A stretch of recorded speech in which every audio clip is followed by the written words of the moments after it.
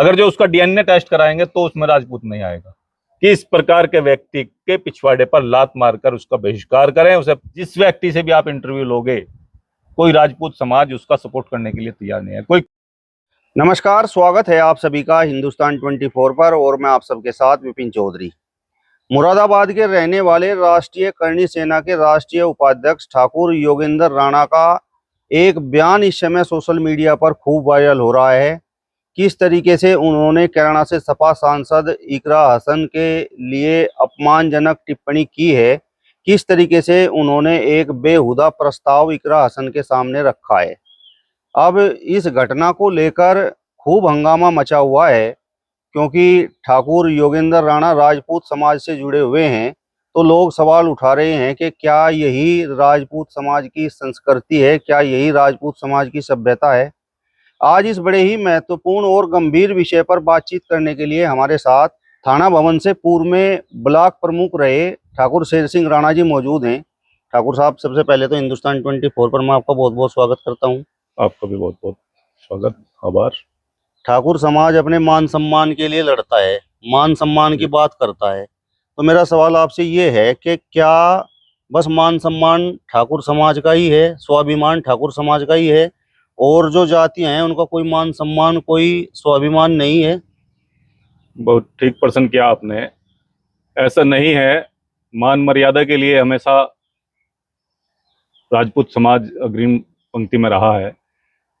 और कोई एक व्यक्ति किसी भी समाज का हो, चाहे वह राजपूत समाज का या अदर समाज का, और किसी समाज के ऊपर अगर जो इस तरह का कुठाराघात करेगा तो गलत है। राजपूत समाज की मैं आपको बता दूं, राजपूत की परिभाषा जो है वो क्षत्रिय कुल में जन्म लेने से खाली मात्र नहीं है।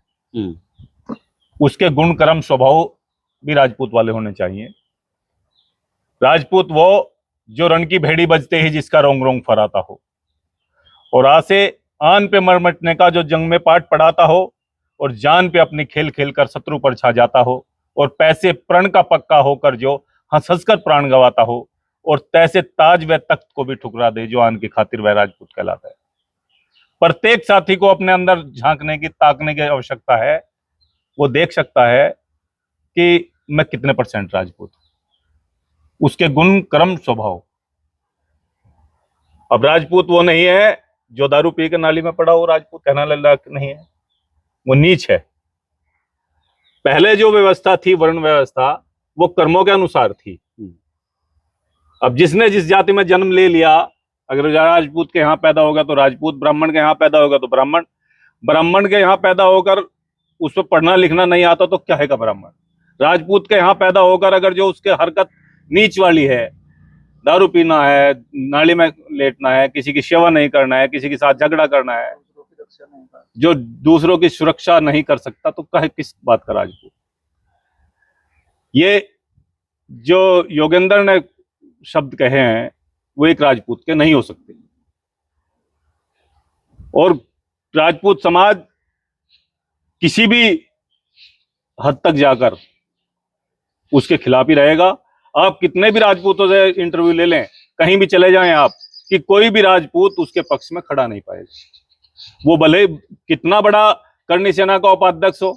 ऐसा नहीं है कि करणी सेना कोई कहीं आसमान में से उतर के आई कि करणी सेना का उपाध्यक्ष हो गया या अध्यक्ष हो गया और वो सब राजपूत उसके अधीनस्थ हैं।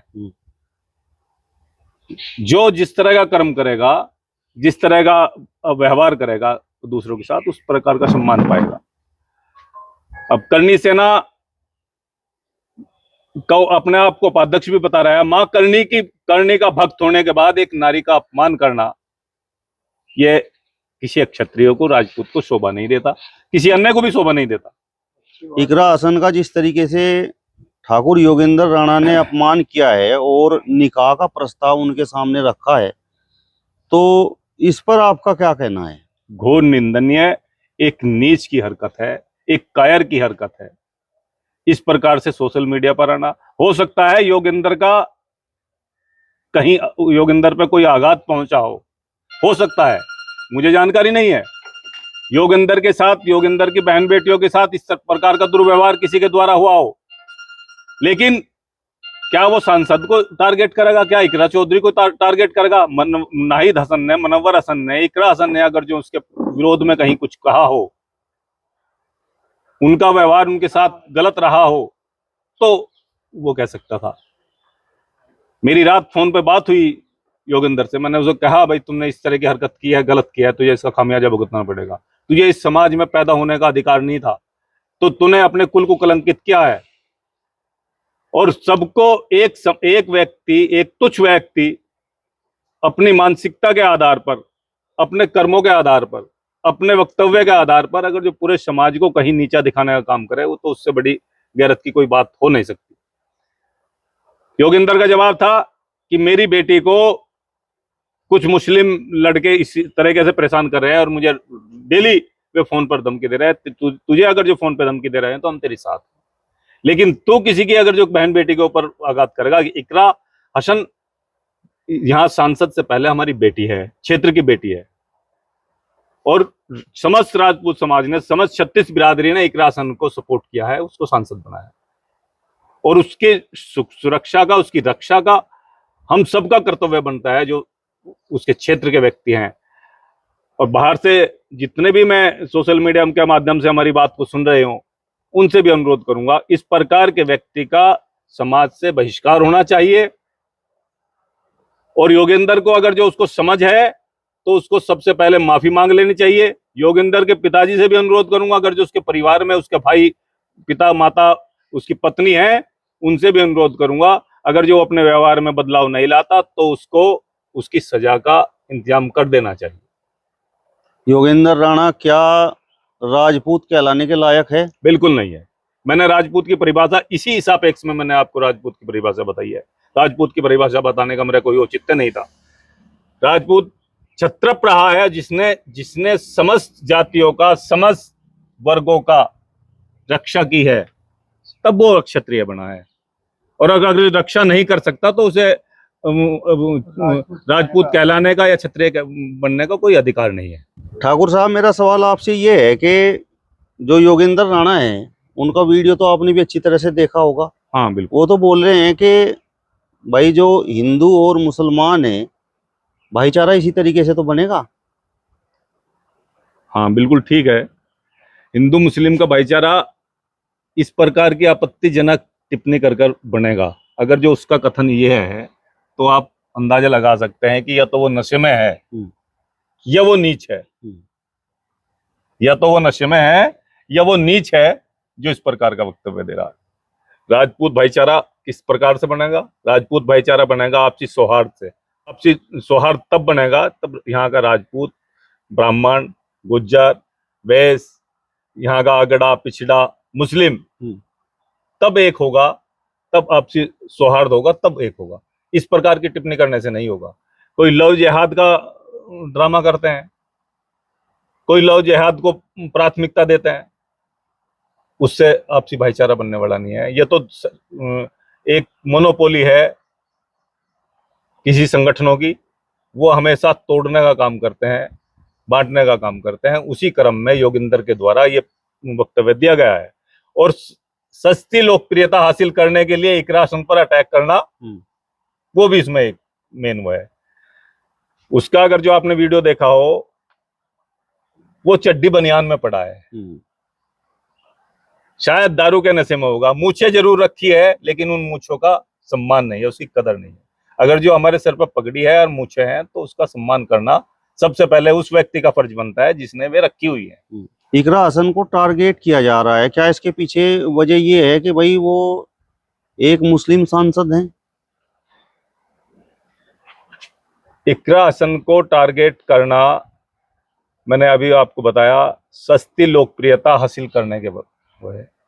आज इकरा हसन की फैंस फॉलोइंग, इकरा हसन की सादगी ने उसको उस स्तर पर पहुंचाया है। ठीक है, इकरा हसन मरहूम सांसद मुनव्वर हसन की बेटी है, अख्तर हसन की पोत्री है, वो भी सांसद रहे हैं। माननीय तबस्सुम हसन जी भी सांसद रही है। अब इकरा हसन सांसद है। नाहिद हसन वो विधायक हैं, तीसरी बार विधायक हैं किराने से। उसकी प्रसिद्धि है, एक परिवार स्टैंड करता है, राजनीतिक वो है। लेकिन इकरा हसन की सादगी, उसका व्यवहार, उसके सर का पल्लू, वो पूरे वर्ल्ड में इकरा हसन को फेमस करने का मात्र एक जरिया रहा कि इकरा हसन की सादगी और उसके सर का पल्लू नहीं हटा। वो हमेशा चुनाव में कहीं भी रही हो, किसी के सुख में, दुख में, शादी में, तो उसका व्यवहार सादगी भरपूर, उसकी भाषा शैली ने इकरा हसन को ऊंचा बनाया है। और इस प्रकार के व्यक्ति उस पर कटाक्ष करके सस्ती लोकप्रियता हासिल करना चाहते हैं। इकरा हसन के मन पर क्या बीत रही होगी जिस तरीके से ठाकुर योगेंद्र राणा ने वो प्रस्ताव रखा है? हाँ, बिल्कुल गलत महसूस कर रही होगी इकरा हसन कि मुझ पर कभी किसी के द्वारा इस तरह का कटाक्ष किया जाता है, कभी किसी के द्वारा। लेकिन इकरा हसन सुलझी हुई राजनीतिक सांसद है, पढ़ी लिखी बेटी है और शिक्षित होने के कारण उसे पता है इकरा हसन को कि समाज में किस प्रकार की कुरीतियां हैं और वन बाय वन करके वे कुरीतियां हटाई जाएंगी। आज राजपूत समाज का अगर जो उसके ऊपर कटाक्ष कर रहा है तो हम राजपूत खड़े हैं, वो राजपूत समाज का नहीं है। आप जिस व्यक्ति से भी आप इंटरव्यू लोगे, कोई राजपूत समाज उसका सपोर्ट करने के लिए तैयार नहीं है। कोई करनी सेना का भी कोई कार्यकर्ता उसकी सपोर्ट में खड़ा नहीं होगा, भले ही उसकी बहन बेटियों के साथ इस तरह का व्यवहार हुआ हो, लेकिन वो उसके साथ में नहीं खड़े होंगे। तब वो उन पर अटैक करता। हाँ, जिसके द्वारा, जिन व्यक्तियों के द्वारा उसकी बहन बेटियों के ऊपर कीचड़ उछाला गया, तो राजपूत समाज समस्त योगेंद्र के साथ होता। लेकिन इस कथन में योगेंद्र के साथ राजपूत समाज नहीं खड़ा है और बिल्कुल भी इसको सामाजिकता के दायरे में ना तोला जाए। एक नीच व्यक्ति की प्रवृत्ति क्या हो सकती है, वो योगेंद्र ने दिखाया है और योगेंद्र नीच से अलग दूसरा कुछ हो नहीं सकता। आज जातियों के परिप्रेक्ष्य में अपनी अपनी जाति को ऊंचा दिखाने के लिए दूसरी जाति को नीचा दिखाने का काम चल रहा है। ये राजनीति चल रही है। कहीं राजपूत गुज्जर आपस में लड़ रहे हैं, कहीं राजपूत जाट आपस में लड़ रहे हैं, कहीं राजपूत और दलित आपस में लड़ रहे हैं, कहीं राजपूत और ब्राह्मण आपस में लड़ रहे हैं। ये जितने भी लड़ रहे हैं, अधिकांश सस्ती लोकप्रियता के कारण है। और मैं सरकार से भी कहना चाहूंगा कि इस प्रकार के सरकार के पास इतिहास भी है और इतिहासकार भी है। कहीं किसी भी अगर मुद्दे पर कोई बात आती है तो जातियों में ना संघर्ष कर पहले सरकार को उसका पटाक्षेप अपने टेबल पर कर देना चाहिए। ठाकुर साहब, राजपूत समाज के बारे में तो कहा जाता है, इतिहास में भी लिखा हुआ है कि इस समाज ने तो महिलाओं के मान सम्मान के लिए अपनी गर्दनें कटाई हैं। तो जिस तरीके का बयान ठाकुर योगेंद्र राणा का आया है, तो मेरा सवाल ये है कि उसके बाद राजपूत समाज को कितना नुकसान हुआ है, राजपूत समाज की छवि पर क्या प्रभाव पड़ा है? देखिए, राजपूत समाज की छवि पर, हाँ, एक राजपूत के द्वारा इस तरह का वक्तव्य देना, उसमें हम सब अपने आप को खिन मान रहे हैं कि एक राजपूत ने इस तरह का वक्तव्य दिया है। लेकिन मैंने आपको बताया है कि वो राजपूत हो ही नहीं सकता। अगर जो उसका डीएनए टेस्ट कराएंगे तो उसमें राजपूत नहीं आएगा। ये जो मेरा वक्तव्य है, ये गाली लगती है उसके माँ को, उसके बाप को।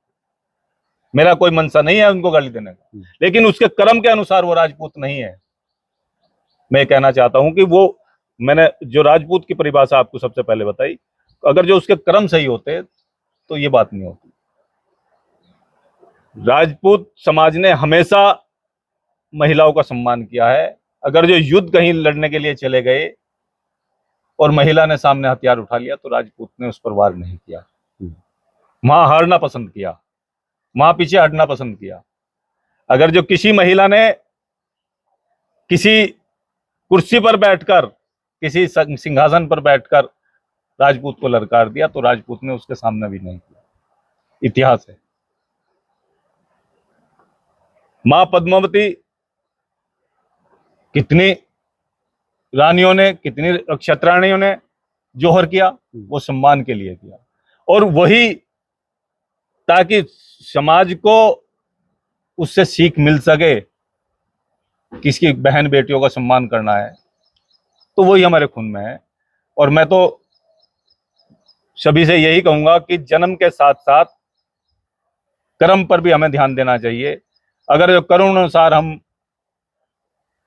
अक्षत्रिय नहीं दिखते तो उस राजपूत लिखने का औचित्य नहीं बनता।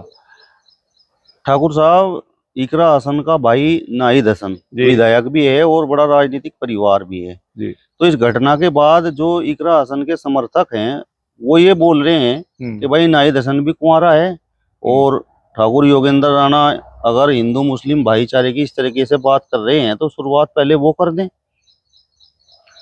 बिल्कुल, उस व्यक्ति को, योगेंद्र राणा को, उस प्रकार का वक्तव्य कहा जा सकता है। जैसी जिसकी मनसा। देखो, मुंह जो है, मुख जो है, इसके आगे मुकलाई है, सब कुछ भी बोल सकता है आदमी, लेकिन